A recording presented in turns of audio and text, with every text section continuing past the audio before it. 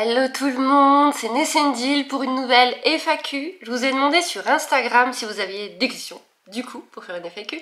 C'est toujours sur Instagram que je vous demande, donc n'hésitez pas à aller sur Poney Corrigan sur Instagram. C'est là que je vous pose des questions, c'est là que je vous donne des news, c'est là que l'on parle spiritualité et des juments. C'est un petit coin sympa, parce que des fois c'est même bien de vous donner des nouvelles. Par exemple là cette semaine petit troll était malade, c'est le genre d'informations que je vous donne sur Instagram parce que du coup ça peut ralentir la chaîne, les consultations de tirage etc. Donc c'est quand même très pratique ce petit Instagram. Du coup je prends vos questions et on va voir un petit peu tout ça. Alors, j'ai Lucas d'Auvergne qui me demande comment vont les cochons d'Inde. Et bien, les cochons d'Inde vont très bien. Ils sont toujours en semi-extérieur puisqu'ils sont dans une grande volière dans un petit bâtiment ouvert. Le bâtiment est fermé mais il y a une ouverture. Ils vont faire leur 3e hiver dehors, si je dis pas de bêtises. Je crois que c'est leur 3e hiver dehors. Et ils vont très très bien, ils ont faim à volonté. Je ne leur donne plus du tout de granulés. Plus du tout, ils n'ont plus du tout d'alimentation d'animalerie, ils n'ont plus que du foin à volonté et des fruits et des légumes tous les jours. On a entre les cochons d'Inde et Peppa, le cochon nain aveugle, on a des animaux bizarres ici. Voilà, on a une grosse consommation de fruits et de légumes. Donc on a nos restes à nous vu qu'on mange beaucoup de fruits et de légumes, plus je leur achète carottes, pommes, bananes, des choses comme ça. Les cochons d'Inde je leur achète régulièrement des poivrons, des oranges. Et voilà, c'est l'alimentation que je donne, je n'achète plus d'alimentation d'animalerie pour eux. Ils ont cette alimentation là, ça leur va très bien, c'est ce qui est le meilleur pour eux je pense. Et donc tout va bien et ils ont donc 4 ans maintenant si je ne dis pas de bêtises. Alors j'ai Iluneko qui me demande que comptes-tu apprendre de nouveau à Nono, exemple l'école, ne pas avoir peur du parapluie, etc. Alors le parapluie je l'ai déjà fait, mais c'est vrai qu'elle avait encore assez peur. Sa mère ça va avec le parapluie, mais Nono avait un petit peu de mal avec le parapluie, même sur ce que je l'ai fait en liberté, sans contrainte, et sur la fin elle venait me voir, donc oui je n'enregistre pas tout ce que je fais avec Nono, surtout que quand j'enregistre ce que je fais avec Nono, vu le bazar qu'il y a à la ferme, j'ai des commentaires qui se plaignent du bruit, que c'est pas assez propre, que c'est pas assez beau, que c'est pas assez clean. Donc c'est assez compliqué entre la pluie, la boue, les oies, la vache, de vous faire des vidéos propres. Donc la plupart du temps je n'enregistre pas, j'en suis vraiment désolée. Je vais essayer d'enregistrer plus et puis ceux qui tiennent le coup avec le bruit, merci à vous. Et ceux qui ne supportent pas le moindre bruit d'oie ou le moindre beuglement de vache, je suis vraiment désolée. On m'a reparlé début de semaine de la piste. Le propriétaire de la ferme est bien conscient, on est 3 à vraiment réclamer la piste. Donc il est bien conscient que ce n'est pas juste qu'on soit puni à cause d'autres de ne pas avoir la piste, puisqu'en fait il n'a toujours pas remis du sable de la piste parce qu'il y a plusieurs personnes qui ne paient plus leur pension. Donc comme il n'a pas tout l'argent qu'il doit avoir tous les mois, c'est un peu en mode vous aurez pas de piste parce que moi je peux pas payer votre sable. Mais là il avait l'air de dire qu'il allait quand même essayer de avancer le sable etc. Donc c'est un budget de remplir une piste de sable, c'est pas un petit budget. On va peut-être avoir la piste, je vous tiens au courant quand il y aura la piste, comme on sera assez éloigné de la cour et des animaux, on sera vraiment tout au bout de la ferme, on devrait pouvoir retrouver du calme. Donc oui je referai tout ce qui est parapluie, je dois lui apprendre plein de choses, le stick par exemple elle ne connaît pas le stick, et la longe on l'a vraiment pas commencé du tout, je voulais le faire cette semaine. Cette semaine je voulais travailler la longe dans la cour, désolée, et vous l'enregistrer. Mais ma fille est tombée malade et c'est une amie qui fait mes sauts, je n'ai pas vu les juments depuis 3 jours. Ma fille n'étant pas bien du tout, je ne peux pas la laisser seule du tout et je ne peux pas la sortir. Elle doit rester au chaud, elle a une otite, donc elle ne peut pas sortir dans le vent, la pluie, etc.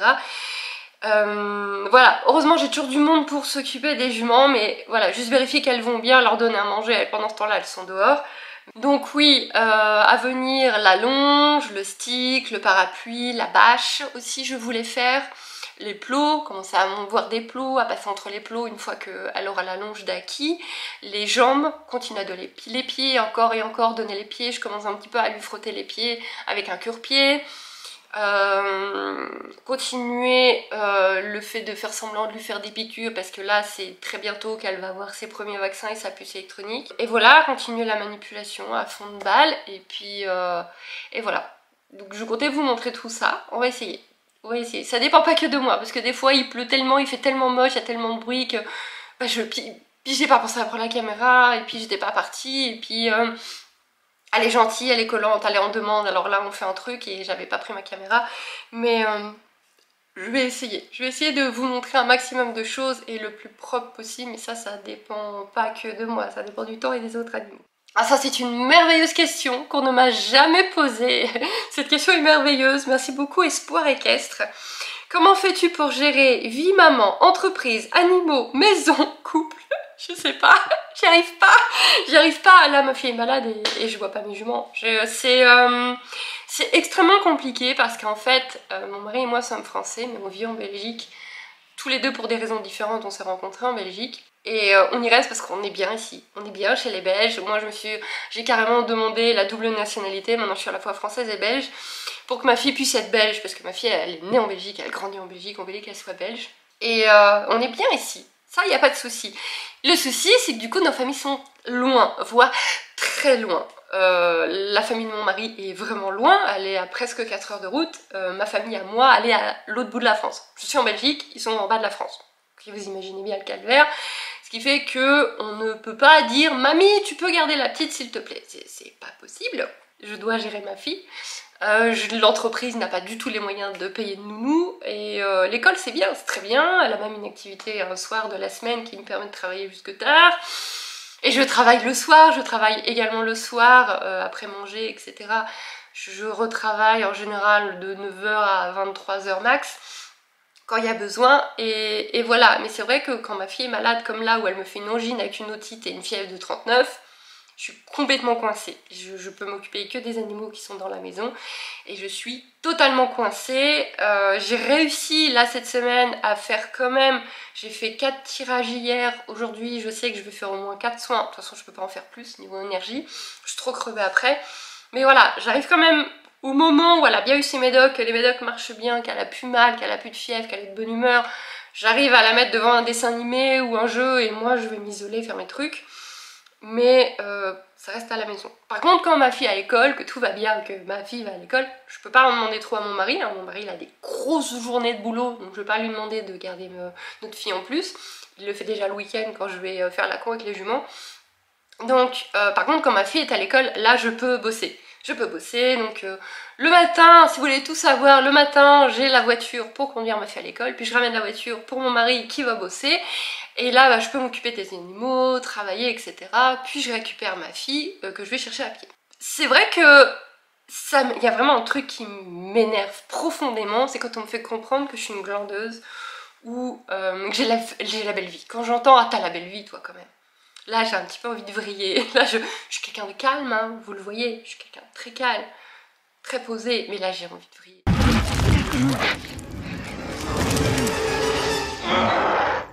Quand on me fait comprendre que j'ai la belle vie et que ma vie elle est cool quand même, là j'ai envie de vriller parce que je suis chef d'entreprise, j'ai ma propre entreprise en Belgique. En Belgique, ton entreprise, que tu sois un petit entrepreneur, un petit artisan chez toi ou un gros gérant de machin, c'est le même statut, hein, t'as une entreprise. Donc j'ai mon entreprise que je gère seule, la compta, etc. Je gère ma fille, c'est moi qui l'emmène à l'école, c'est moi qui vais la chercher, c'est moi qui gère ma fille, qui fait le goûter, qui fait les bains, qui me lève la nuit, voilà, je gère ma fille. Donc forcément à la maison, les animaux vous allez dire t'as qu'à pas en avoir autant, et ça je peux l'entendre. Le seul truc que je peux entendre c'est, vu tout le boulot que t'avais déjà, pourquoi t'as autant d'animaux? Ça je peux l'entendre. Et c'est vrai que je ne me plains pas du temps que me prennent mes animaux, parce que c'est ma faute. Ça on est parfaitement d'accord. Et pourquoi pendant qu'on y est, je m'entoure d'autant d'animaux? J'ai toujours fait ça et je pense que c'est des soucis psychologiques, même si je dirais que j'ai des soucis de... Enfin voilà, ils trouvent toujours les psys. Je pense que tous ces animaux que je mets autour de moi, c'est des formes de barrières de non-jugement et d'amour, je pense, que les animaux donnent. Et j'ai besoin de ça. Si je suis pas entourée d'animaux à m'occuper, de toute façon je suis très très mal, donc j'ai besoin de ça. Et je suis partie dans tous les sens. Sur une simple petite question, nous sommes partis dans tous les sens. Et mais voilà, les animaux je gère. Je sais pas comment je fais, mais je gère. Mais simplement j'aime pas qu'on me dise que je glande. Parce que je ne glande pas. j'amène ma fille à l'école.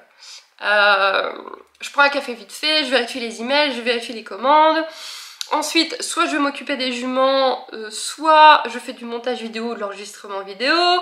Je mange vite fait. L'après-midi, en général, je fais tout ce qui est tirage, tout ce qui est soins énergétiques, réponse aux clients, etc. Et le soir tard, si j'ai des mises en page de tirage que je n'ai pas fini, je les termine. Si j'ai des montages à terminer, je les termine.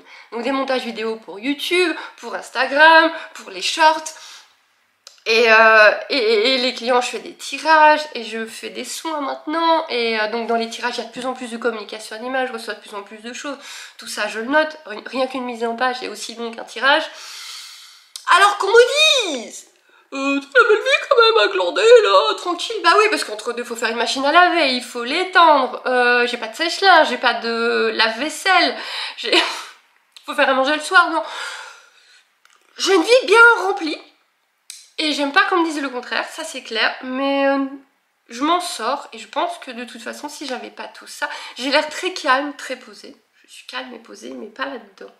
Là-dedans c'est constamment, et du coup je pense que si j'avais pas, même quand j'ai l'air calme, des fois mon pari il peut se dire voilà elle glande quand même dans le canapé, elle regarde une série, elle est calme, mais en fait là-dedans ça, je prends régulièrement mon téléphone pour prendre des notes et tout. J'ai des vies bien remplies et j'aime pas qu'on me dise le contraire. Parce que je suis pas une glandeuse, ça c'est clair.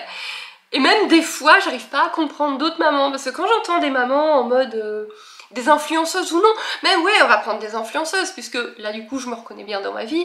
Quand j'entends une influenceuse qui dit j'ai pas réussi à faire de vidéo cette semaine parce que ci ou ça, alors que c'est des personnes qui ont leur famille dans le coin, on sait que la famille garde régulièrement. Et que moi, j'arrive avec ma fille malade à vous sortir de vidéos de la semaine, à faire 8 clients dans la semaine. Là par contre j'ai du mal à comprendre. Là je me dis mais comment elles font pour pas avoir rien fait? Comment elles ont fait pour ne rien faire?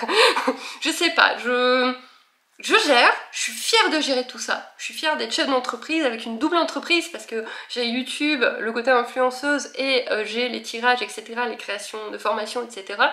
Donc j'ai une double entreprise, ma fille, mes animaux, la maison, pas de voiture, donc quand il faut faire des courses en semaine, j'y vais à pied, parce que vous êtes comme moi, hein, vous faites votre grosse course le samedi en voiture, mais il manque toujours des trucs. Donc là, il faut y retourner et c'est à pied. Donc je gère et je suis fière de gérer. Et du coup, je ne supporte pas, ça me met dans une rage quand on pense que je suis une glandeuse. Là, par contre, c'est un truc que je supporte vraiment pas. Charlotte Mar me demande comment résumes-tu ton année 2023? Bonne, mauvaise, niveau travail et animaux. L'année 2023 aura été bonne et mauvaise. Elle aura été assez spéciale en fait. Elle aura été très spirituelle, très spirituelle, très développement personnel.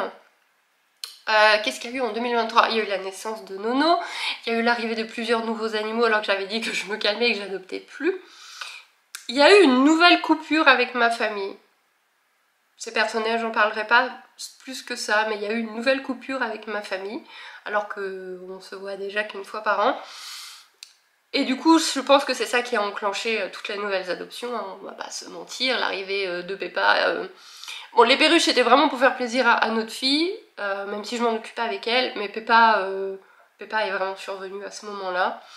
Et Aria, c'était pour faire plaisir à Gosse, mais elle fait aussi partie de cet engrenage de je vais pas bien moralement, familialement, donc je me rajoute un nouvel individu à m'aimer et qui va m'aimer. C'est compliqué, mais moins que ça l'a été quand j'étais jeune.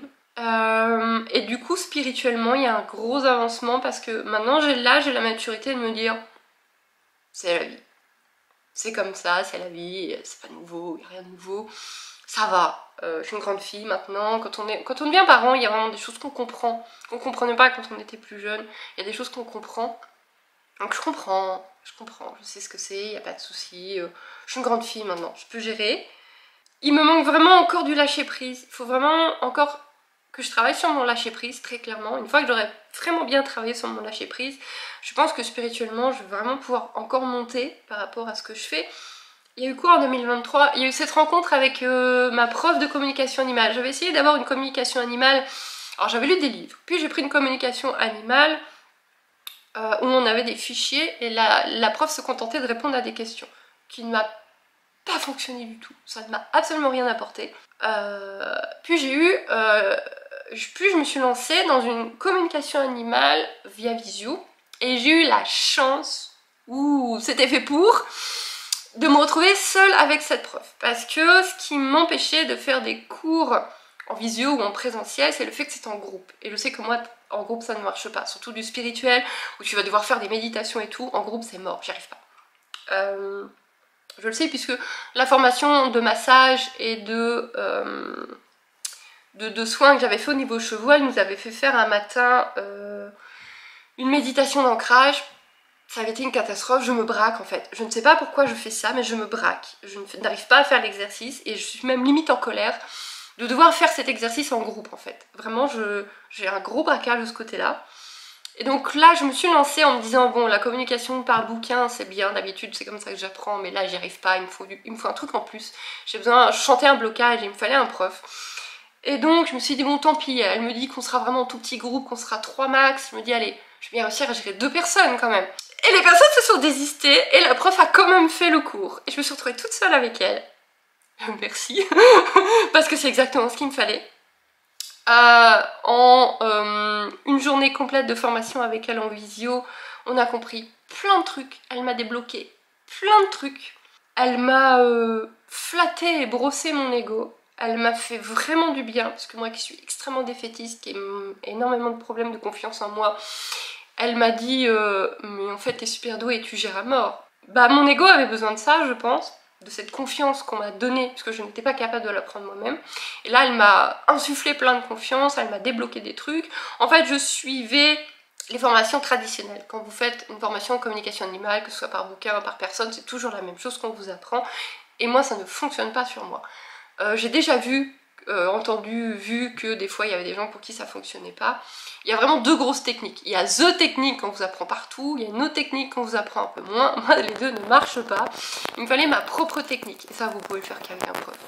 Et c'est la prof qui m'a dit, ok là t'es en train de te prendre la tête, tu es en train de faire les techniques traditionnelles, c'est trop long pour toi.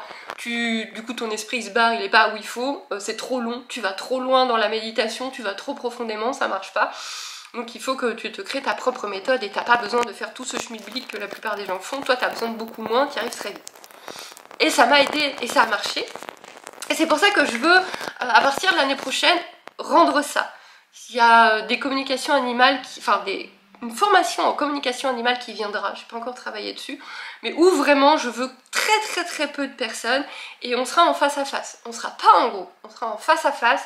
Et on essaiera de trouver, de comprendre ce qu'il vous faut à vous. Parce que je trouve qu'il n'y a pas assez de profs qui font ça, justement.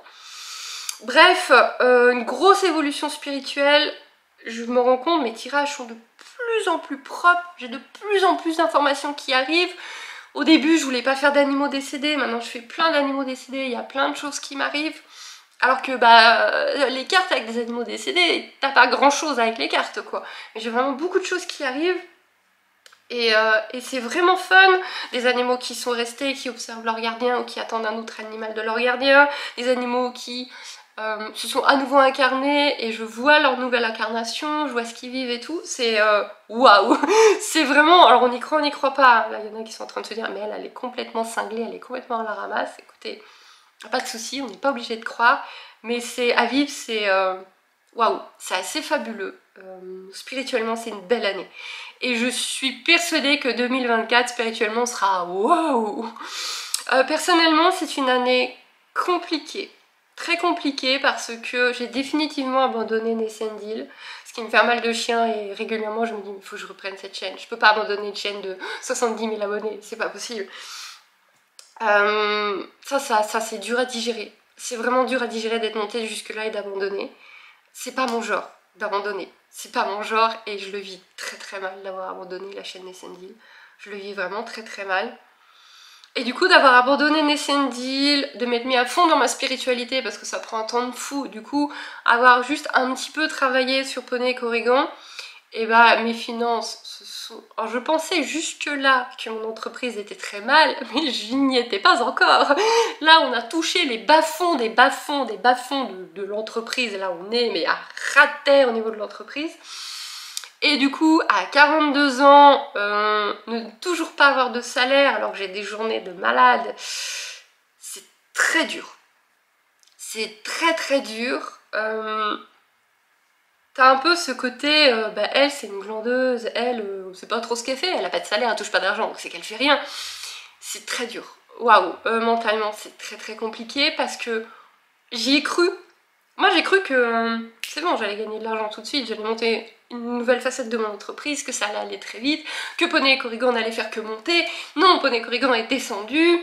La mise en place de l'entreprise, à cause de mon manque de confiance en moi, je me suis pourri la vie toute seule, ça a été très long à mettre en place. Résultat, mon entreprise elle a fait... Et Nono est né, mais sauf que moi j'ai fait naître Nono en me disant c'est bon, 2023 j'ai mon salaire, on garde Nono, on a Hacienda, on a notre duo de jument, c'est extraordinaire. Mais non, puisque je n'ai jamais été aussi mal financièrement personnellement, mon foyer va bien grâce à mon mari. Je parle de l'entreprise, hein. Je parle de moi, de mon entreprise. Mes juments sont dans mon entreprise. Et c'est dur, parce que là, je me dis, je vois pas comment je vais pouvoir garder Nono. Alors j'ai mis une cagnotte, et vous m'avez déjà beaucoup aidé dessus. Et là, c'est chaud. Je suis vraiment en train de me dire, ça va être chaud. Là, ça va être vraiment chaud de garder Nono. Ça va être compliqué. Il y a Lee qui est passé il y a quelques jours, qui m'a dit, mais moi, je veux que tu gardes Nono. À l'écurie, tout le monde est, mais Nono, elle part pas, hein, on est d'accord. Hein. C'est vraiment chaud. Toi j'aurai 20 ans. J'aurai 20 ans, j'ai la vie devant moi, on va trouver des solutions, c'est bon. Mais là j'ai 42 ans les gars quoi. J'ai 42 ans et j'ai toujours pas ce putain de salaire de merde, excusez-moi pour la politesse. YouTube, s'il te plaît me strike pas, c'est pas le moment. Et vraiment cette impression de... Ouais, en même temps j'ai ce waouh spirituel où je me dis mais là je suis en train de partir vraiment loin. Je peux aller vraiment loin. Et la vache à l'âge que t'as, il est peut-être temps de tout arrêter une bonne fois, et puis d'aller être caissière au Lidl, quoi. Faut arrêter, quoi, à un moment donné. Et là, tu calcules, tu dis, ouais, c'est bon, on arrête tout, on va faire caissière au Lidl, j'ai fait ça pendant des années, il n'y a aucun problème. Et là, tu dis, ah ouais, mais il me faut une nounou. Parce que l'école, elle ferme à 15h, elle s'arrête à 15h. La garderie jusqu'à 17h. Les Lidl, ils ferment pas à 17h, hein, les mecs. Hein. Et si je me retrouve à faire les préparations le matin, c'est à 6h du matin que je commence. Hein. Donc là, tu te dis, bon, il faut une nounou. Et tu regardes les tarifs des nounous et tu fais... Ah oui, en fait, mon salaire, c'est pour la nounou. Ah oui, d'accord. Ouais, en fait, on est toujours dans la même merde. Et du coup, t'es là dans cet engrenage de complications, parce qu'en plus, j'ai mon cerveau qui complique tout constamment. Et t'as cette noirceur, cette complication, et tu te dis, c'est bon, là, je suis en train d'y arriver, mais en même temps, tu regardes tes comptes, tu regardes ce que te dit ta comptable, tu regardes les charges qu'on te demande de payer, et dans ta tête, ça fait... Mais je crois en 2024, j'ai bon espoir. Allez, on s'accroche, je crois en 2024, et je vous raconte totalement ma vie dans cette FAQ qui ne ressemble à mon avis à rien du tout. Oh, mais vous êtes adorable. Mais vous êtes tellement adorable. D'habitude j'ai des tas de questions sur Nono. Nono, un petit peu Peppa, un petit peu les chiens. Mais là vous pensez à moi, c'est trop mignon. J'ai Arlepo qui me demande, tu prends soin de tous les poilus, mais toi, comment te sens-tu? Est-ce que tu vas bien? Du coup j'ai répondu à la question, il y a des hauts et des bas. Quand je reçois vos réponses pleines d'amour pour mes tirages et mes soins, ça me fait un bien. J'ai encore eu des personnes qui ont été tellement gentilles avec moi cette semaine.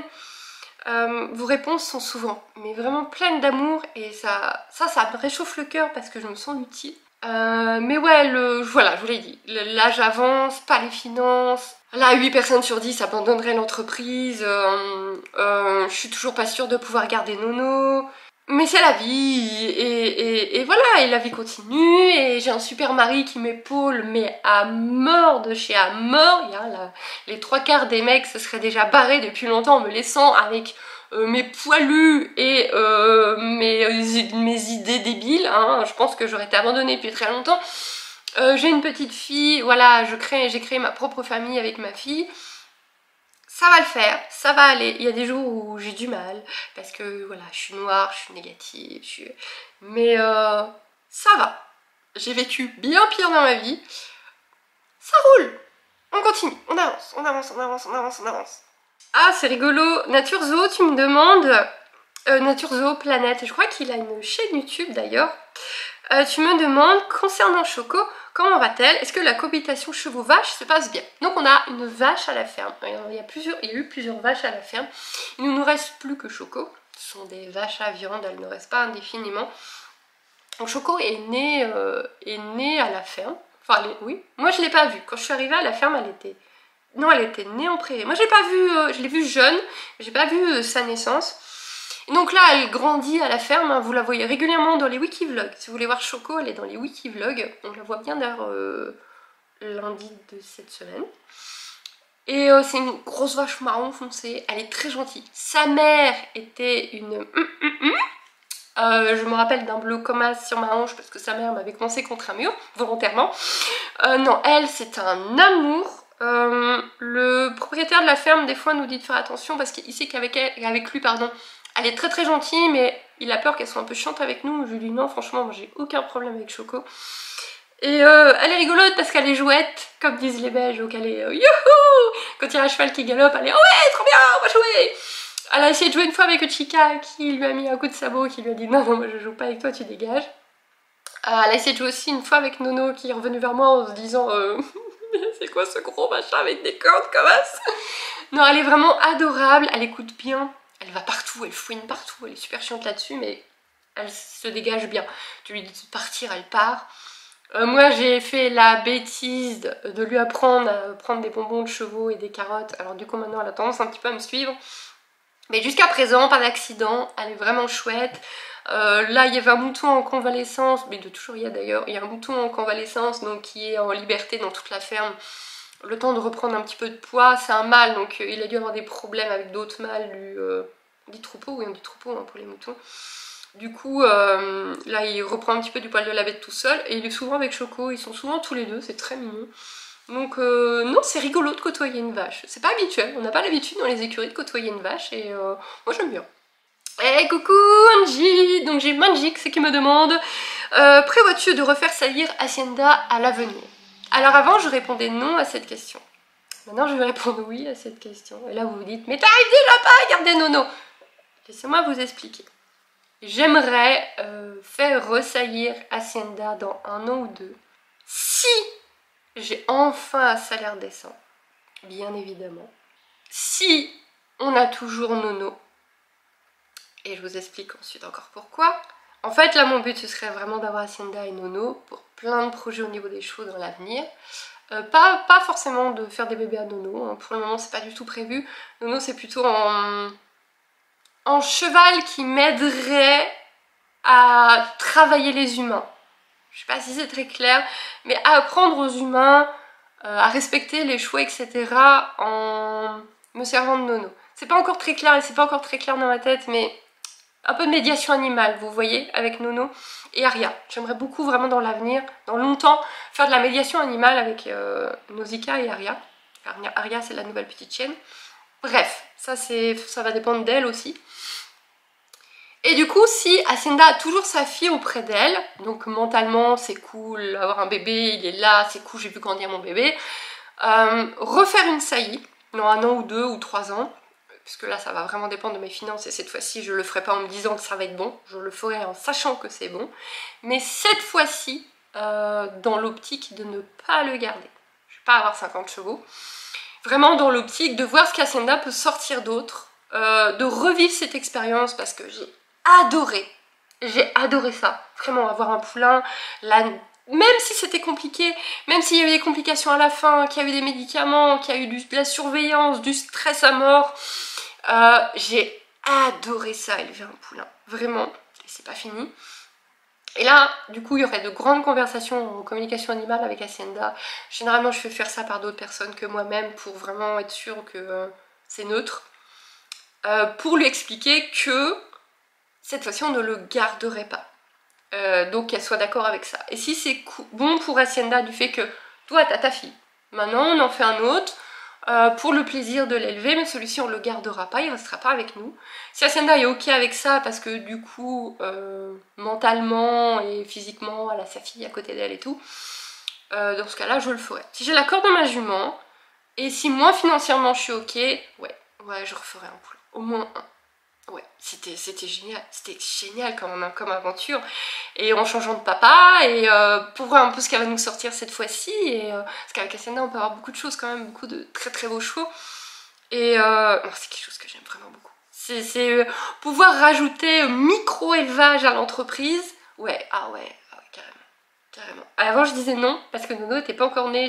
Avant quand on me disait ah tu en referas un autre et j'étais là avec les médicaments tous les jours à Hacienda parce qu'elle risquait de perdre le petit et tout, c'était la cata, je lui disais oh non plus jamais ça. Mais en fait c'était vraiment chouette. Alors je suis désolée si je prononce mal.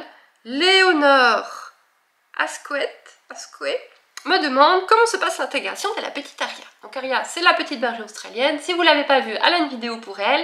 Et ça se passe bien. Là, c'est un peu compliqué parce que du coup, comme je reste au chaud avec ma fille, la pauvre, elle a que le jardin. Donc là, on est un petit peu compliqué. Je sens qu'elle aimerait plus. D'habitude, on fait 1 à 2 promenades par jour. Là, c'est un petit peu compliqué. J'ai que le soir, etc. pour quand mon mari rentre du travail. Mais l'intégration se passe bien. Gosse, c'est d'une patience. Mais il a d'une patience avec elle. Oh la vache, je suis impressionnée. Non mais moi, ce qu'elle lui fait subir, moi elle aurait volé depuis longtemps. Hein. Ghost est extrêmement patient avec elle. Il est très joueur avec elle, il demande beaucoup à jouer avec elle.